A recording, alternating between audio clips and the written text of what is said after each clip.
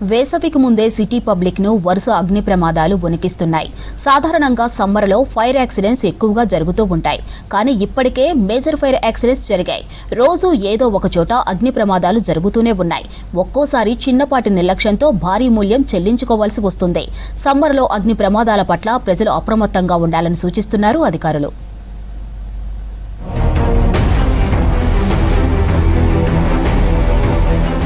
రాష్ట్రంలో summer season రాకముందే అగ్ని ప్రమాదాలు సిటీ పబ్లిక్ ను వణికిస్తున్నాయి. వింటర్ రెయినీ సీజన్ కంటే సమ్మర్ లో ఉష్ణోగ్రతలు ఎక్కువగా ఉంటాయి. వేడి తీవ్రతతో అగ్ని ప్రమాదాలు ఎక్కువగా జరుగుతాయి. ఇప్పటికే సిటీతో పాటు సిటీ అవుట్స్కర్ట్స్ లో మైనర్, మేజర్ కలిపి పదుల సంఖ్యలో అగ్ని ప్రమాదాల కేసులు నమోదయ్యాయి. ప్రమాదాలు ఎక్కువగా షార్ట్ సర్క్యూట్ తో పాటు బిల్డింగ్ నిర్వాహకులు ఫైర్ సేఫ్టీ రూల్స్ పాటించకపోవడంతోనే జరుగుతున్నాయని అంటున్నారు అధికారులు.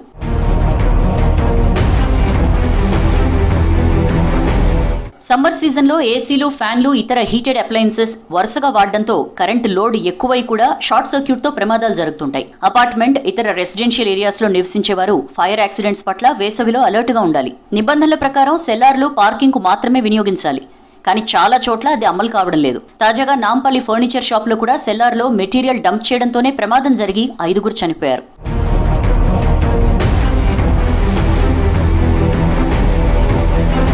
తెలంగాణ ఎఫ్ఎస్ఎల్లో కూడా భారీ ప్రమాదం జరిగింది. కీలకమైన ఫైల్స్ దగ్ధమయ్యాయని తెలుస్తోంది.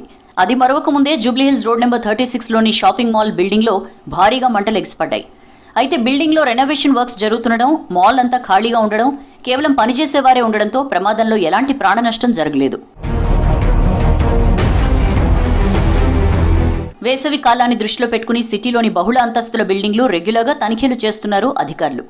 అపార్ట్మెంట్, షాపింగ్ కాంప్లెక్స్ కు చెందిన వారు రెగ్యులర్గా ఆడిట్ చేసుకోవడం, హౌస్ కీపింగ్ సక్రమంగా నిర్వహణ జరిగేలా చూసుకోవడంతో పాటు ముఖ్యంగా సెల్లార్లు, ర్యాంపులు మెటీరియల్తో బ్లాక్ చేయొద్దని సూచిస్తున్నారు అధికారులు. రెగ్యులర్గా మనం బిల్డింగ్ ఇన్స్పెక్ట్ చేస్తున్నాము. వాళ్ళకి అగ్ని ప్రమాదం మీద అవగాహన కల్పిస్తున్నాము. రెగ్యులర్గా ఆడిట్ చేసుకోవాలి. అదేవిధంగా బిల్డింగ్లో మంచి హౌస్ కీపింగ్ మెయింటైన్ చేయాలి. చెత్త చెదారం లేకుండా చూసుకోవాలి. స్టాక్స్ కూడా నీట్గా పెట్టుకోవాలి. సెల్లార్, ర్యాంపులో, సిట్ బ్యాగ్స్లో పెట్టుకోవద్దు. రెగ్యులర్గా